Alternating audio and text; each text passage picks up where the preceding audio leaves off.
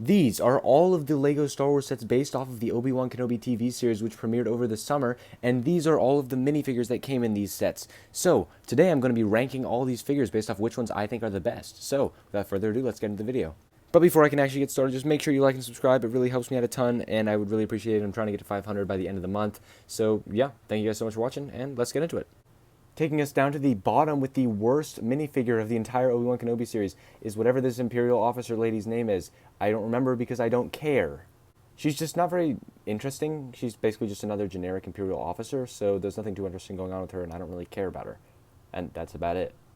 On to the number 7 place, we have Reva, who is not actually a bad figure. I actually quite like her. She just doesn't have quite as much detail as the other Inquisitors, and honestly, she would be in the 6th place instead of the 7th place, except for one main feature of the character in the 6th place. And you'll see that when we get there. But overall, not a bad figure. She's got nice printing, no leg printing, but her torso is nice, her back is nice, and she has a nice cape. Plus a nice hairpiece, which is a very, very good one for if you want to make a mock of a character or something. Plus, the custom lightsaber, which is awesome, and that would actually keep her up higher if only the other 2 Inquisitors that were better than her didn't have lightsabers already. There's nothing against her character from the TV show or the actress. I actually really like her character in the TV show, and I think that it's a great Inquisitor character. I just don't like this minifigure that much.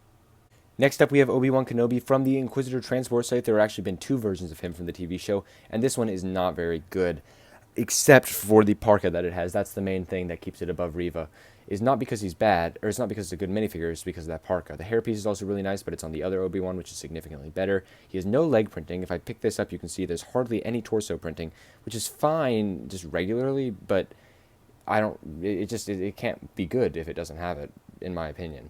So, yeah, I mean, that's about where that guy is. I don't like him too much, but I honestly, I prefer the Reva minifigure, but I think that he is better. So, in my opinion, he is in the 6th place. Next up, we have the second Obi-Wan Kenobi minifigure, which I actually like a lot. The only reason it's really here is because I don't like it quite as much as the other minifigures, which are above it, and you'll see the order of them later. But he's a really good minifigure. I like the printing on him a lot. It's very detailed. It's pretty much they maxed out where they could print stuff on him, which I think I really appreciate. No cloak or anything on him, but he does have a print on the back of a hood, which is fine. The same hairpiece as the other one, like I said before, but this one is significantly better, and the same face print as well. But overall, a really good minifigure. It's just not quite as good as the other ones. Now, next up, we have Darth Vader, who I actually really, really like as well. The print is way different from the past Darth Vaders that we've seen, as I showed in my video about the review of the Obi-Wan vs. Vader duel set, which you should totally go check out. I'll have it linked in the description. But his printing has changed a lot for this, and I think it's for the best. His arm printing is great. It's a very significant upgrade from the previous versions, and he would be higher if we didn't already have like a billion different Vaders in every set ever. So, yeah, that's really the only reason he's not quite as high, but I do really like him. Breaking into the top 3, we have the 5th brother, who is awesome with that unique torso piece that makes him just look so big and buff. Yeah. But his face print is awesome, especially if I take this off, you can see it's pretty much, it looks a lot like a Cad Bane face, if that'll focus, which I think looks great for now, especially since I don't have the justifier yet. But I do really like the printing on his head, plus this helmet piece, if I put it back on him. Oops. Plus, the torso and leg prints are great. He actually has the same leg prints as the Grand Inquisitor minifigure, which you'll see later in the list.